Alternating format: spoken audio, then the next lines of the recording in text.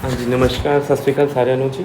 So basically what we'll start with today, so electric field charges and field, the topic, next topic is electric potential and capacitance, third one is electricity. Basically first three chapter I will discuss with you the MCQ reason searching questions, and third one is a case based questions. These are the basic questions which are most important, you can see, and which are general questions which every student have to know their answer. Okay, so basically start करने लगे question. ठीक है, ਇਹ question जी video होएगी full video जी मैं 3 या 4 parts बनावांगा। और सारी मेरी एंड्रॉयड ऐप है जी अभिषेक विधि फिजिक्स के नाम से, ਤੁਸੀਂ ਉੱਥੋਂ प्ले स्टोर ਤੋਂ डाउनलोड कर सकते हो। ਉਹਦੇ ਵਿੱਚ क्लास 12 ਦੇ ਕੋਰਸ ਦੇ ਵਿੱਚ ਮਿਲੇਗੀ ਤੁਹਾਨੂੰ। ਤੇ ਜੇ ਤੁਹਾਡੇ ਕੋਲ ਆਈਫੋਨ ਹੈ ਤਾਂ ਤੁਸੀਂ क्लास प्लस ਦੀ ऐप डाउनलोड करनी है, ਤੇ ਦੈਨ ਉੱਥੇ ਤੁਸੀਂ ਮੇਰਾ ਕੋਡ ਫਿਲ ਕਰਨਾ ਹੈ DEY। ओके, सो DEWEY मेरा कोड होएगा, उत्थे फिल करोगे तो ਤੁਹਾਨੂੰ ਮੇਰੀ ਇੱਥੇ ਸਾਰੀ ऐप ਦਾ इंटरफेस मिल जाएगा। दैन फर्दर ਤੁਸੀਂ स्टार्ट कर सकते हो उत्थे सारे वीडियो सोल्यूशंस एंड असाइनमेंट्स, सारे नोट्स वगैरह उत्थे मिलेंगे ਤੁਹਾਨੂੰ। ठीक है, तो let's start with the question now. So the very first question I have with me, कहते electric flux through the close Gaussian surface depend upon. Very basic question, सारे बच्चे ने आंसर आना चाहिए कि इलैक्ट्रिक फ्लक्स जो होंगे गॉसियन सरफेस की किहड़ी प्रॉपर्टी के उपर डिपेंड करता। ठीक है, मार्कर थोड़ा बोल्ड हो गया, लाइट कर दें। ठीक है, तो यदा आंसर है कितने डिपेंड करता है, net charge and permittivity. Shape size से डिपेंड नहीं करता, शेप जड़ी मर्जी हो जाए, डजेंट मैटर। ठीक है, दूसरा angle between the dipole moment electric field strength due to axial line. Very important question, basic question है। डाइपोल मोमेंट की डायरेक्शन हमेशा की होती है नैगेटिव टू पॉजिटिव, तो अगर तुहाडा कोई point of the axial line से तो इलैक्ट्रिक फील्ड भी अलॉन्ग एक्सिस ही होंगी है। तो इक्वेटोरियल लाइन से इलैक्ट्रिक फील्ड हमेशा की होंगी सी ऑपोजिट होंगी सी, लर्न करना इस चीज़ में। ठीक है, कहते which the following statement not correct about Gauss theorem. So Gauss law is true on any close surface, बिल्कुल करेक्ट है, ये भी ठीक है। In term of Q on the right side of the Gauss law included sum of all charges, ये भी correct है बिल्कुल। जो क्यू होंगे इन टोटल चार्ज इंक्लोज होंगे। The Gauss law is not much useful in calculating electrostatic field when there some system has some symmetry. चलो देख लेंगे सिमेट्री वाला करेक्ट है कि लास्ट ऑफ चेक कर लिए। Gauss law is based on inverse square dependence on the distance contained in coulomb. ये बिल्कुल करेक्ट है जी, ये बिल्कुल करेक्ट है। बिकॉज गॉस थ्योरम जब भी हम यूज़ करते हैं ना, तो आप गॉस थ्योरम से कूलम लॉ डराइव कर सकते हो। गॉस से कूलम लॉ डराइव करोगे तो जो इलेक्ट्रिक फील्ड होती है inversely proportional to r square आती है, ट्रू है बिल्कुल। तो इसका मीनिंग क्या हुआ कि कौन सा ऑप्शन इनकरेक्ट हुआ, सी इनकरेक्ट हुआ। बाकी पहली दूसरी और डी प्रॉपर करेक्ट है। ठीक है, next question, which of the following is not property of electric field lines. So B option देखते पता लग गई, ए वाली बिल्कुल करेक्ट है। फर्स्ट वाली field line close continuous without any break, ये ए वाली भी की है, ये भी बिल्कुल करेक्ट है। ठीक है, field line start from positive and in negative, बिल्कुल करेक्ट है।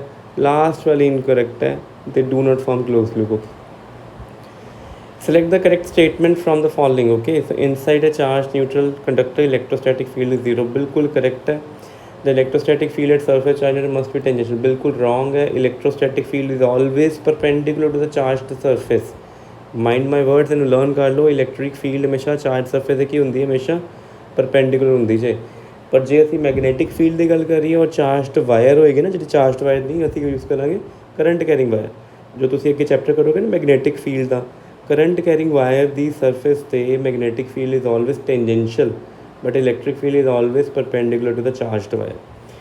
There is no net charge inside any point in conductor, बिल्कुल करेक्ट है। अगर इनसाइड कितने कैविटी चार्ज पिया भी होया, मान लो यह कंडक्टर है तो दूसरा दी कैविटी है, मान लो कैविटी के अंदर कितने चार्ज असीं क्यू रख भी दिता है ना, तो वो इनर सरफेस से कितना चार्ज इंड्यूस हो जाना है, माइनस क्यू। तो टोटल चार्ज इनसाइड टोटल कितना आ जाना, जीरो ही आना है। ठीक है, याद रखना।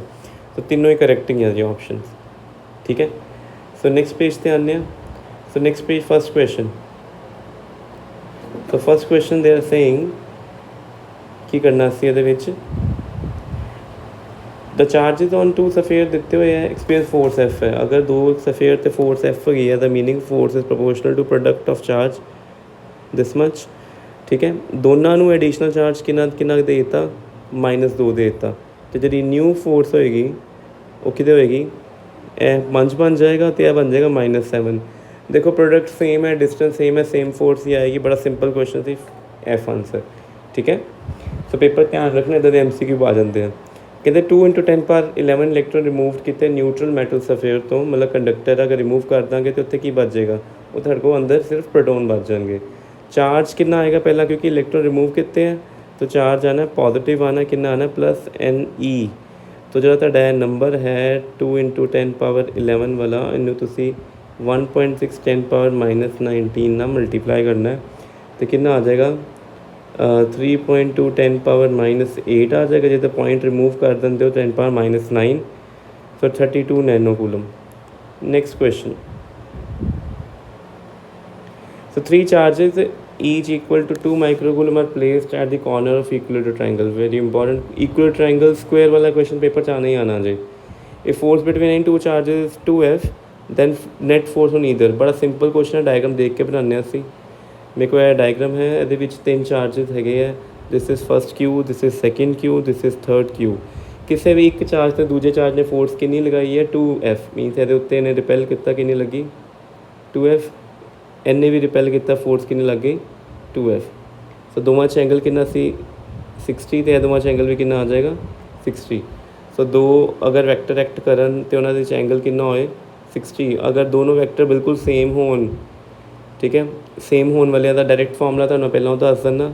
ਜਿਹੜੀ ਐਫ ਨੈਟ ਆਏਗੀ ਉਹ ਕਿੰਨੀ ਆਉਂਦੀ ਹੈ 2 ਚਲੋ ਬਾਅਦ 'ਚੋਂ ਕਰਦੇ, ਪਹਿਲਾਂ ਅਸੀਂ ਨੋਰਮਲ ਫਾਰਮੂਲਾ ਦੇਖੀਏ। ਨੋਰਮਲ ਫਾਰਮੂਲਾ ਕਹਿੰਦਾ ਹੈ ਫਸਟ ਫੋਰਸ ਦਾ ਸਕੁਆਇਰ, फिर सेकेंड फोर्स का स्क्वायर, फिर 2 time first force into second force into cos of 60। Cos 60 बेटे कितना होंगे साढ़े को, कॉस 60 होंगे साढ़े को it's 1/2।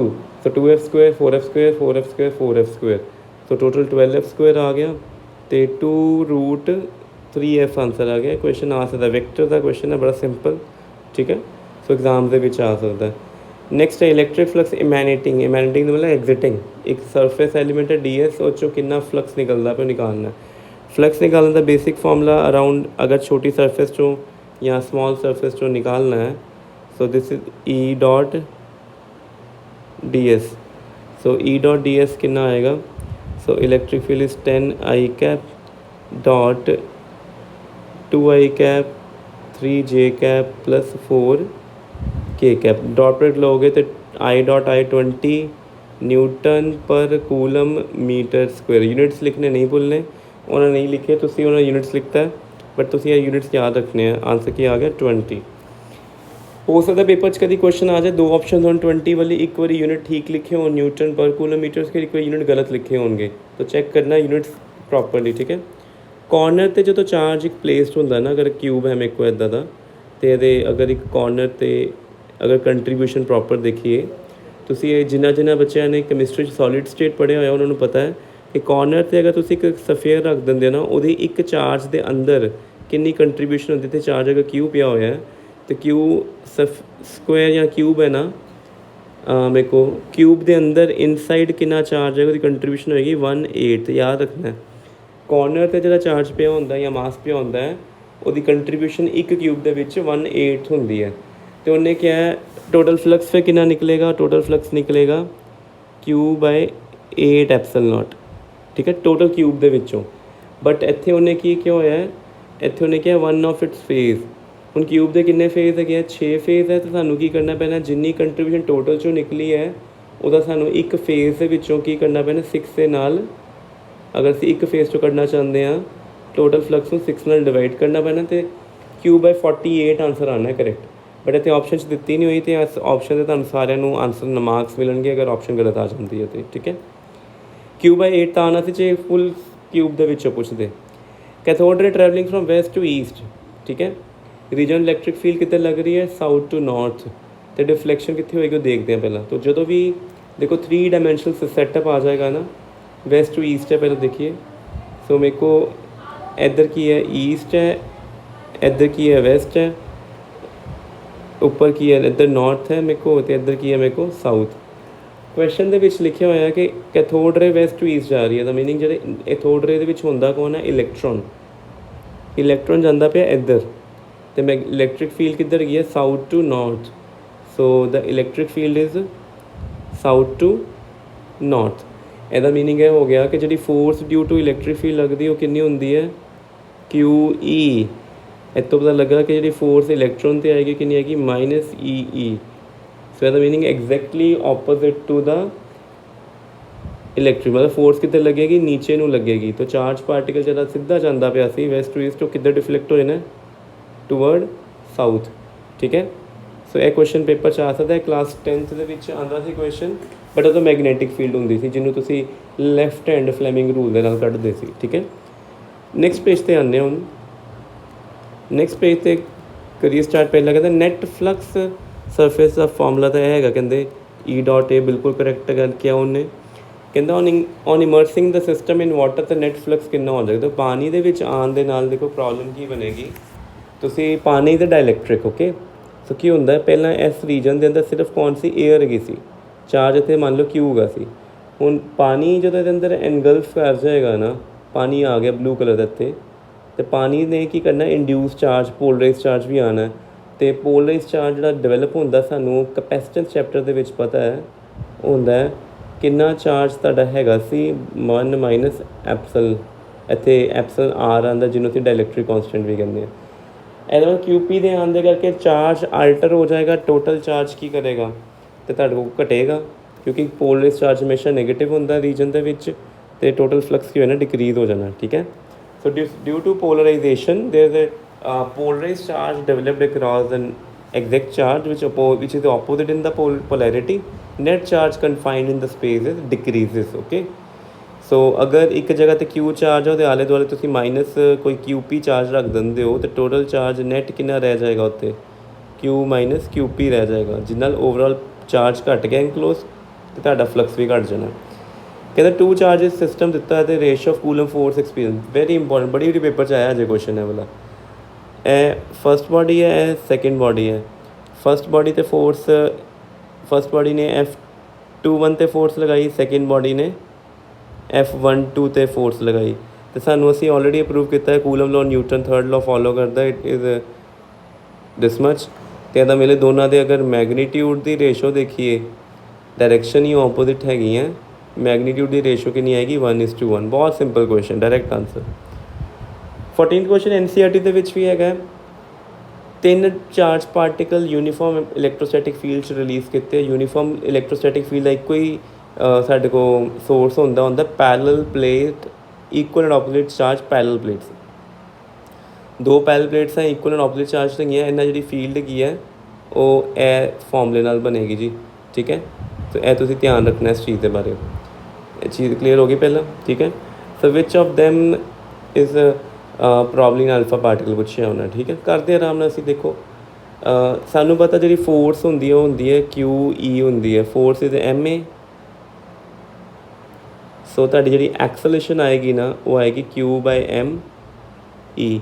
E 3 charge particle same है, तो means acceleration is directly proportional to Q/M। साढ़े को पार्टिकल किहड़े किहड़े हैगे आ, which of them is alpha particle पुछया। देखो स्टेटमेंट्स जी NCERT क्वेश्चन सी ना, 3 चार्ज पार्टिकल दे विच एक इलैक्ट्रॉन, एक प्रोटोन तो एक होंदा सी अल्फा पार्टिकल। अगर असी इलैक्ट्रॉन की गल करिए तो साडा Q/M आंदा है -E/ मास ऑफ इलैक्ट्रॉन। ठीक है। मास ऑफ इलैक्ट्रॉन प्रोटोन के मास तो 1836 टाइम्स घट होंदा है, मतलब यदा चार्ज बाय रेशो आनी सी 1836 टाइम्स E/M।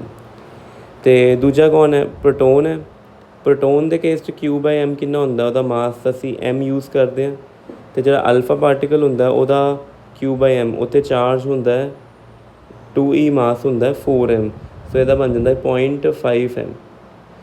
नोटिस करो अल्फा पार्टिकल तो बीटा प्रोटोन ने जाना है वाली है, तो मीनिंग या तो मेरा आंसर कि होगा है, या तो मेरा आंसर 1 है, या मेरा आंसर की है 2 है, क्योंकि थर्ड पार्टिकल उल्टा हो गया सॉरी।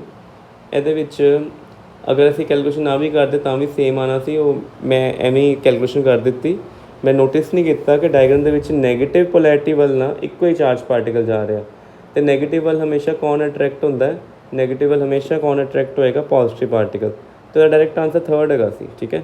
मैनू लगा NCERT वाला क्वेश्चन है जिहदे उन्होंने रेशो ऑफ Q/M पूछी हुई सी, तां भी तुसीं याद रखना अगर 1 और 2 दे विच पुछन कि किहड़ा इलैक्ट्रॉन है तो किहड़ा ਕੋਈ ਹੋਰ ਨੈਗੇਟਿਵ ਚਾਰਜ ਹੈ ਤੁਸੀਂ Q/M ਰੇਸ਼ੋ ਨਾਲ ਦੇ, ਜਿਹਦੀ Q/M ਰੇਸ਼ੋ ਜ਼ਿਆਦਾ ਆਏਗੀ ਉਹ 'ਚ ਡਿਫਲੈਕਸ਼ਨ ਵੀ ਕੀ ਹੋਏਗੀ ਜ਼ਿਆਦਾ। ਸੋ ਐਕਸਲਰੇਸ਼ਨ ਪ੍ਰਪੋਰਸ਼ਨਲ Q/M ਪ੍ਰਪੋਰਸ਼ਨਲ ਟੂ डिफ्लैक्शन। सो कल कह दें कि out of two charges bending toward negative plate और positive plate which one has more Q/M। सो जिस डिफ्लैक्शन ज़्यादा वो Q/M ज़्यादा। नैक्सट 15th क्वेश्चन कहते tiny oil drop Millikan oil drop की गल कर रहे हैं जिहदे विच असी एक चार्ज ड्रॉप नूं लेविएट कर दिंदे सी एयर दे विच, ਉਹ 'ਚ ਕਰਦੇ ਕੀ ਸੀ वर्टिकल इलैक्ट्रिक फील्ड लगा के ਉਹਦਾ वेट बैलेंस किया ਜਾਂਦਾ। ठीक है। So QE is equal to mg ਦੇ ਨਾਲ ਆਂਸਰ ਕੱਢਿਆ ਜਾਂਦਾ ਫਾਰਮੂਲੇ 'ਚ।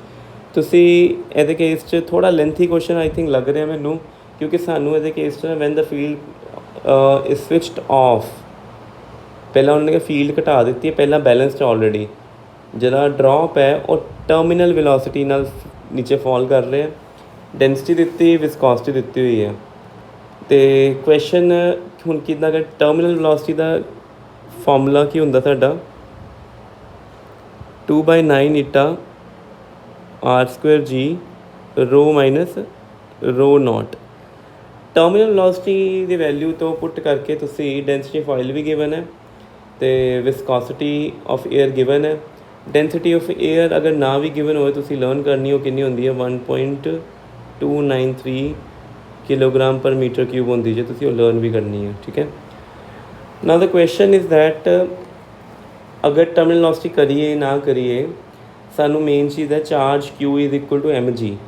तो तुसी की करना है, क्वेश्चन लेंथी है, पेपर च इदा का MCQ बहुत घट चांसिस होंगे क्योंकि काफ़ी लेंथी बन जाता। तुसी इस टर्मिनल वेलोसिटी सारी वैल्यूज़ पुट करके पहला की फाइंड आउट करना, तुसी radius of the drop. Radius कढ़ने तो बाद तुसी मास निकालना जो कि डेंसिटी इंटू वॉल्यूम। ठीक है। इनू कढ़न तो बाद तुसी की करना है Q equal to mg use करना है। So Q is equal to mg दे विच तुसी G M ते E की वैल्यू पुट करके Q निकाल लेना। काफ़ी लेंथी क्वेश्चन होएगा, जरूर ट्राई करना। हो सकता एग्जाम से इदा MCQ ना आए बट थ्योरैटिकल क्वेश्चन आ सकता है, इनू इंपॉर्टेंट मार्क कर लो, तुहाडे स्कूल के पेपर के इदा का क्वेश्चन बन सकता है लेंथी तो हार्ड।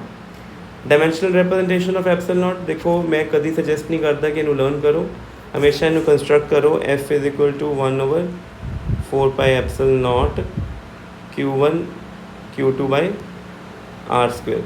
सिंपलीफाई करके एप्सल नॉट उधर लै जाओ, Q1 Q2 अपॉन कितना बन जाएगा तुहाडे कोल Q1 Q2 अपॉन थोड़ा बोल्ट यदि घट कर दी, so it become 4πf r²। Solve करांगे तो असीं आंसर निकाल लांगे दा। A parrot comes and sit on bare high power line. देखो बेयर हाई पावर लाइन वो होंदियां जो तुसीं पिंडां दे विच देखदे हो ना, ਵੱਡੇ ਵੱਡੇ ਖੰਭਿਆਂ 'ਤੇ ਬਹੁਤ ਹਾਈਟ 'ਤੇ ਤਾਰਾਂ ਲੰਘਦੀਆਂ ਜਿਹੜੀ ਇੱਕ ਸਿਟੀ ਤੋਂ ਦੂਜੀ ਸਿਟੀ 'ਚ ਕਨੈਕਟ ਕਰਦੀਆਂ, ਉਹ ਹੁੰਦੀਆਂ ਹਾਈ ਪਾਵਰ ਲਾਈਨ। ਉੱਥੇ ਤੋਤੇ ਪੰਛੀ ਬਹਿੰਦੇ ਉਹਨਾਂ ਨੂੰ ਕੁਛ ਨਹੀਂ ਹੁੰਦਾ। ਠੀਕ ਹੈ। ਉਹਦਾ ਕਾਰਨ ਕੀ ਹੈ ਕਿ ਉਹਨਾਂ ਦੋਨਾਂ ਦੇ ਜਿਹੜੇ ਦੋ ਪੈਰ ਹੈਗੇ ਆ ਦੋਨੋਂ ਸੇਮ ਲਾਈਨ 'ਤੇ ਹੁੰਦੇ। ਸੇਮ ਲਾਈਨ ਦਾ ਮਤਲਬ ਸੇਮ ਪੋਟੈਂਸ਼ੀਅਲ 'ਤੇ। अगर सेम पोटेंशियल दे होंगे no potential difference no current is there. ठीक है। एक बर्ड तां उन्हें शॉक लगेगा जो करंट फ्लो करेगा, या वो किल होएगा जो बर्न हो जाएगा। बर्न होता due to heating effect of current. तो करंट तां लगना जो की होएगा पोटेंशियल डिफरेंस अप्लाई करांगे। ठीक है। सो यह क्वेश्चन कंप्लीट हो गए। ठीक है। हुण इस तो बाद साडा पोटेंशियल के क्वेश्चन आने हैं। ठीक है। पर पहली वीडियो में सिर्फ MCQ वाली 17 क्वेश्चन तक अपलोड कर